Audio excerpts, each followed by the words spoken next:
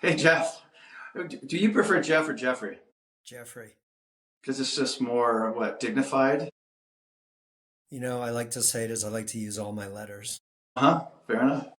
So what's that sticking up out in the middle of your head there? Those are actually some electric guitars. They belong to my son, who's college graduate, moved out, and now I've taken over his bedroom as my home office. So the Hmm. guitars stayed. Oh, nice, nice. My boys started playing recently too, and I thought that's great because they definitely don't get it from me. No Yeah, musical talent here. it's amazing they're able to teach themselves today. Everything's on YouTube and a little bit of Hmm. practice, and they sound pretty good. Yeah, I think it's healthy for them too. So there's so many silly, ridiculous things that we did growing up, and hopefully we'll keep them away from that. Pretty much. Yeah. So, Jeffrey, nice to have you here. Jeffrey Isenberg with an ISE, not EIS. I've been corrected once or twice by you, and which is good. Buckingham Investments specialist in multifamily. We've known each other for how many years now? I I want mean, to say about three. is it three? It feels like it's been longer. That's weird. Yeah. Okay, but three has been good. We've been getting to know each other more over the past year, which is great. Just I've really appreciated that. Um, and been appreciating being able to have you buy me sushi recently, which is great. That was fun. I'll do that That again. was so good. It's a good thing I didn't suggest Brothers Sushi because then you'd be in really big trouble because you can't get out of there or anything less than 100 a person. Well, I'd probably pull the old gotta go to the restroom trick, and then I Yeah. got this emergency text, and I'll talk to you about a week later. Yeah. Yeah, you could deal with the fallout later. All right, so Jeffrey, if you, I know that you obviously you're a specialist in multifamily, and so is there anything in particular that you would like to share about your business right now? Yes, I just want to say that our business model is really unique in the landscape of Southern California. Our brokerage, Buckingham Investments, has been, providing brokerage services for over 60 years in the South Bay. Hmm. And the people we work with are just kind of everyday, entrepreneurs, professionals, uh, income W-2 earners that are just looking to build up their net worth over time through owning multifamily real estate here in Southern California. So there's really a specific model that works. We like to provide a lot of education and insight and really empower our clients to kind of help them along on their journey, whether they're just starting out as beginners or a little bit more experienced and perhaps have their own portfolio already. So it's a little bit of a different space because we look at it with a little bit of a long-term financial planning Hmm. focus, which really makes it powerful. Yeah, I noticed too, in your model is like you just said, was the education aspect of it too. Is really helping people understand what they're doing, and then helping them along the way. I think that's awesome. So I'm sure that in the multifamily space, there's been many times that you've had some real estate health stories, situations. Would you like to share any? Yeah, funny you mentioned that. So real estate for me is a second career. I kind of pivoted at right before I had turned 50. I had the opportunity to sell shares in my business, and I was looking for the next chapter. Really was enamored with real estate and multifamily. I had owned my first investment prior to becoming an agent and helping other people. And I really went into this thinking, oh, this is great. I have a sales background. I'm good with numbers. I'm comfortable with high dollar sales. Like, this is just such a wonderful, unique fit. And even though I've owned property, my experiences with escrow were all fairly positive for the most part. So here I am getting into real estate thinking, oh, wow, this is going to be great. We're going to get buyers, sellers want to sell their buildings. We're going to get into escrow and it's just going to close. Like, there was some like magic fairy dust that gets Uh-huh. sprinkled throughout an escrow. And boy, I would say my toughest escrow was my first. And I learned a lot from it. Mm-hmm. So, one of the interesting things about it was that the listing agent actually split his time between here and Hawaii. So he owned Mm-hmm. property there. He was an agent in two places. We went into escrow before Christmas. He just kept telling me, "Hey, I'm not going to be around. Just going to be out of town and all this stuff." And I'm like, "Okay, Mm-hmm. great. Yeah, no problem." So we start running into some trouble, with the inspections. We can't get our sewer cam line through to do the inspections. And then they suggest, perhaps taking off, in these situations, sometimes you actually have to remove a toilet to get your Mm-hmm. camera down there. And we kind of get through that aspect of it, and the report doesn't come back favorably. Mm-hmm. But in the meantime, they start having trouble at the building where all the plumbing starts backing up after we had done our investigation. And it's like literally like coming up through the units, everything's Oh my backing up. God. And this is like a 100-year-old building. So it's Mm-hmm. original, plumbing. It's all cast iron and galvanized and all kinds of stuff that, it's rusting, from the inside out. And I end up fielding a phone call from the listing agent who is like rabid at this point, and he Mm-hmm. says to me that our plumber poured rice down the drains to make the plumbing look bad, and now it's all clogged up, and this is somehow the Wow. fault of my plumber. And I'm just like, there's a few things you can do in a conversation with me, and there's certain things that you can't, right? So when you kind of come off on the accusatory leg, Mm-hmm. it's not going to end well. I mean, like the things that were coming out of his mouth were so outrageous. I literally it leaves you speechless. You're like, Mm-hmm. is this really happening? Amazing, But amazing. so how did it wrap up though? I mean, I mean, he wants to put it all on you. So what do you do to fix it? Well, just fairly straightforward. I said, hey, look, you've got tenants in there. We're not privy to what they're doing and putting down their drains or what have you. I said, we're dealing with a professional licensed company that does all our work. And, you're not there. We're not calling my supplier's ethics into question. I just literally shut it down. I go, this is not something that we're going to do. And this is not a conversation that we're going to have. Right. Right. So it was really a question of, either we're going to be comfortable with our investigations and move forward. And the price was discounted up front, and it was fairly um, realistic to Mm-hmm. know that my client would have to take the building as is at the price that he was getting it. So whatever challenges were there, well, we have budget for that. My clients Mm-hmm. know going in that with investment property, there's going to be deferred maintenance, there's going to be plumbing, all kinds of things.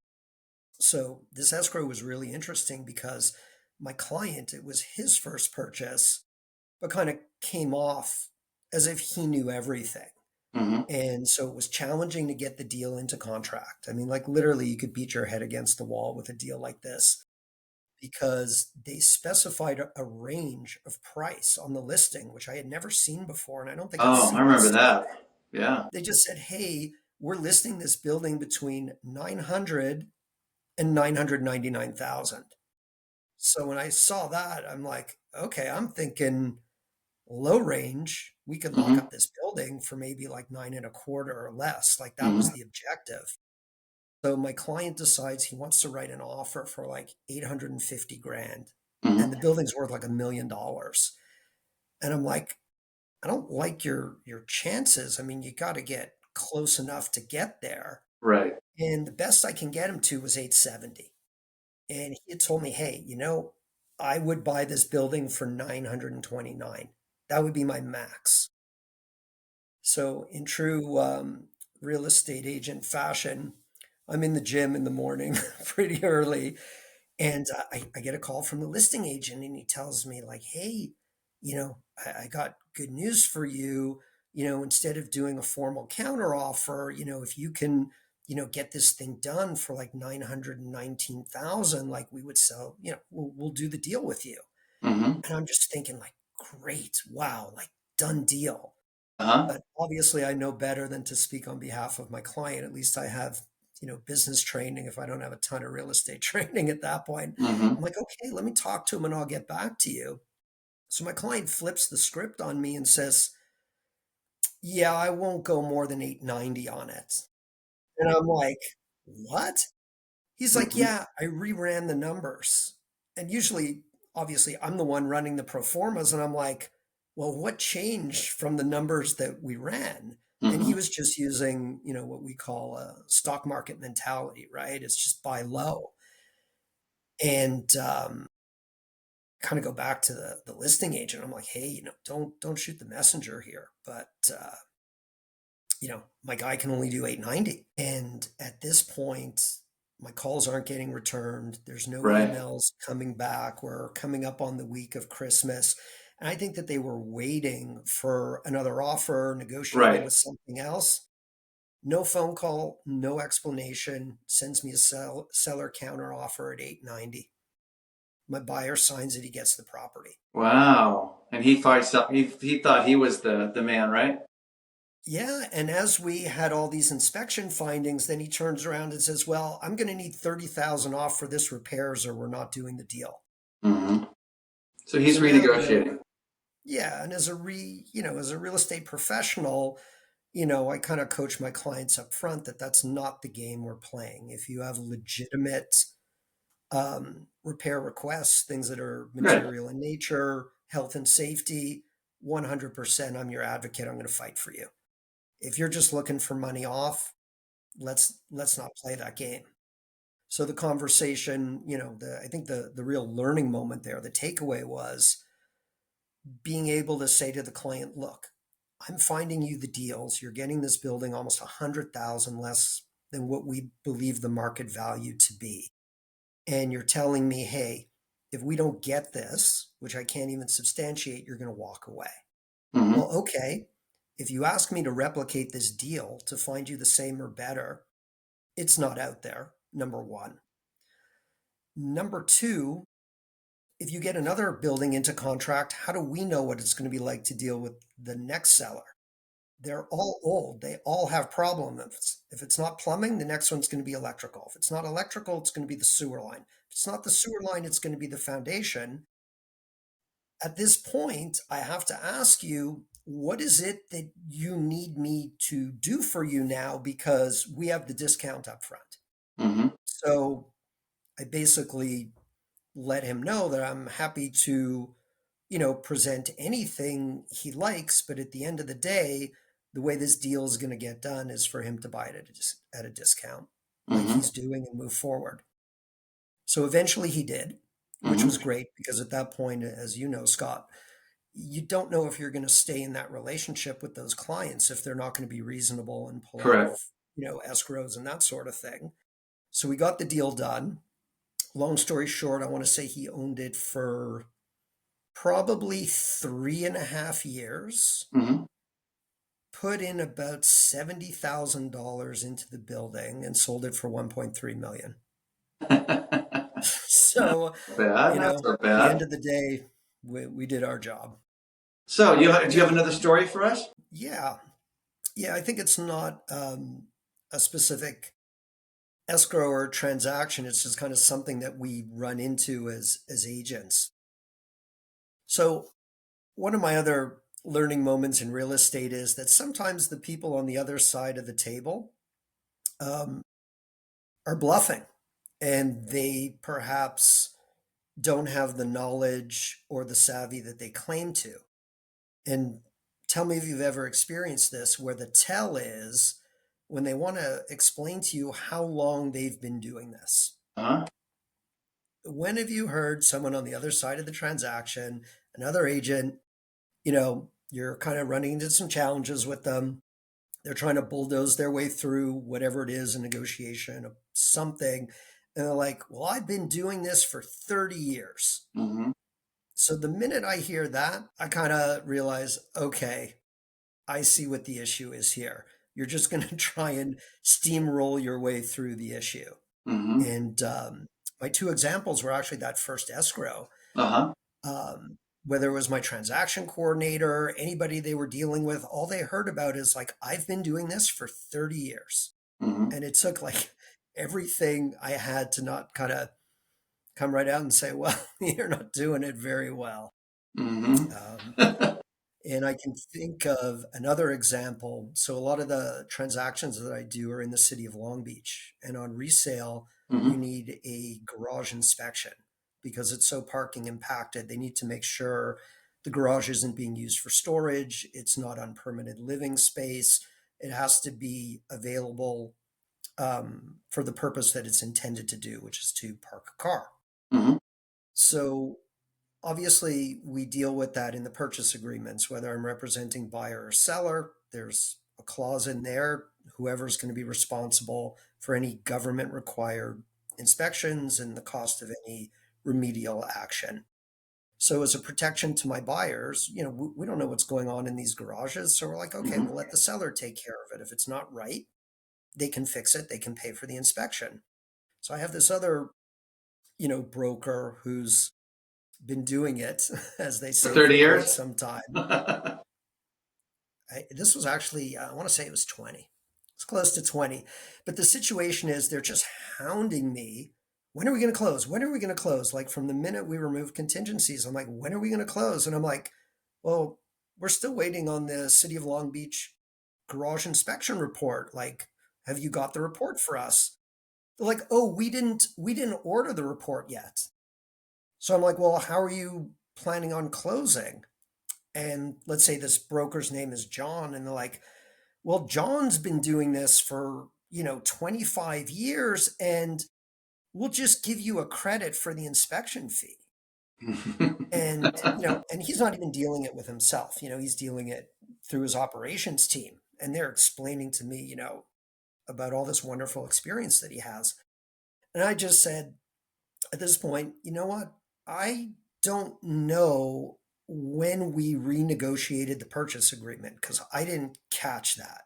Uh-huh. So if you want to know when we're closing, it's when I can see a City of Long Beach garage resale inspection report Hmm. signed off by the city. Right. And then it was like, oh, well, John's been doing it this way for 25 years. And I'm like, great. This What's is that the have to way do with I do anything, it. And I've right? been doing it for six. Hmm.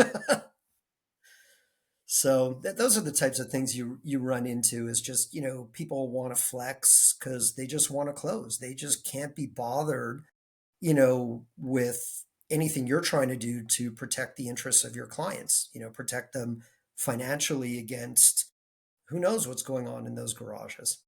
Exactly. Exactly. And it's not about the cost of the inspection, it's about what you find. Exactly. With The in inspections are pretty resident cheap. Yeah, in residential, the big thing is always the certificate of compliance and the 9A city report.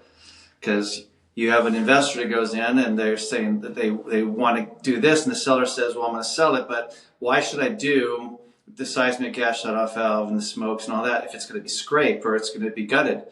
That's money I shouldn't have to spend. And I said, well, because for one, it's required by our office.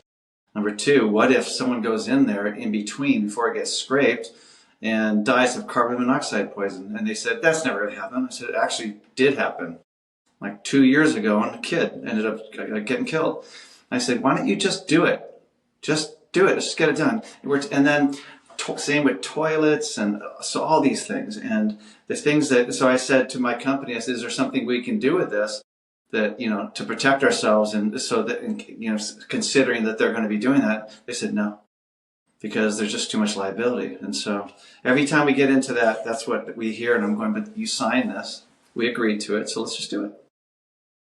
Same with the 9A, because you Exactly. never know. We never close with a 9A city report either.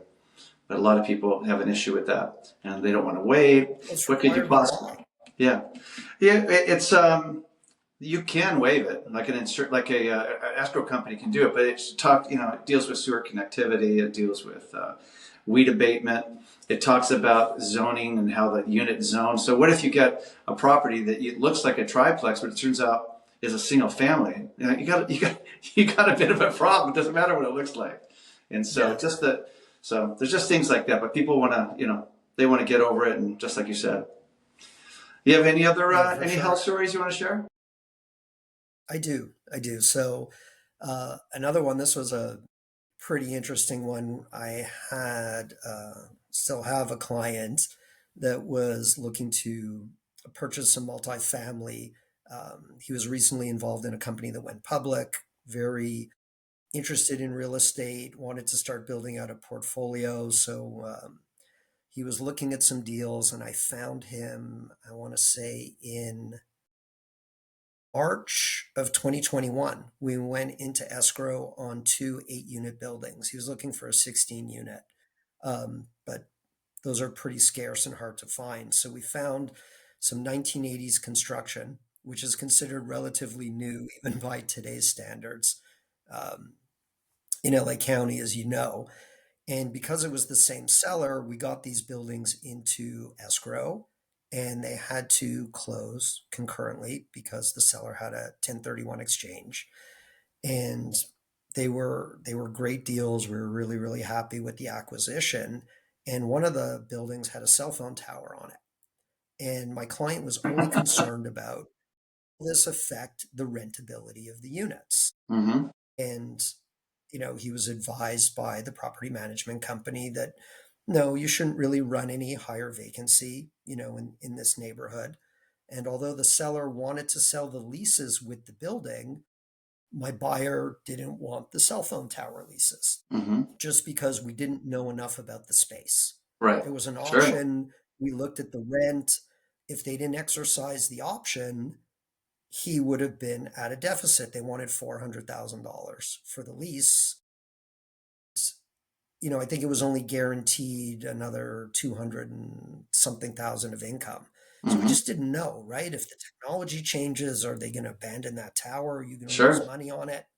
Great. So as we're kind of going through everything, we're getting close to signing loan documents. We're working our way through everything. And I realized there's no easement on title for the cell phone tower because if you're going to sell it separately, there's got to be an easement. It's attached to the building. It doesn't belong to you. I think it was a T-Mobile. So we're like, okay, great. Well, let's talk to the lender and see how we're going to do this. And they said, okay, well, no problem. You can just do a carve out on a deed and you're going to have to record it after. This has already gone through underwriting. It's already got loan approval. We don't want to get more eyes on this. We don't want it going back to legal. Just talk to the sellers and tell them, prepare the paperwork, and we'll just record both deeds like concurrently. We'll close escrow and they'll put in, the deed to record the easement. No big deal. So the sellers, they're kind of looking to get out of the business. They were a little bit older, senior. One had some health problems. They didn't see eye to eye on things. Long story short, they tell us nothing doing. We've got to do this the right way. We've got to record it first. I said, well, this could jeopardize our clients' loans, da da da da da. Mm-hmm. Completely inflexible. Uh-huh. Next thing you know, we're calling the car attorneys, we're calling our own attorneys, we're looking at it 16 ways from Sunday, and my buyer's starting to get fatigue, right? It's a Mm-hmm. 60-day escrow. We're beyond that. The lender's barely hanging in. And he's like, this is just too cumbersome. We should just Right. walk away. I said, well, while we've been sitting in escrow and working all this out, there's $400,000.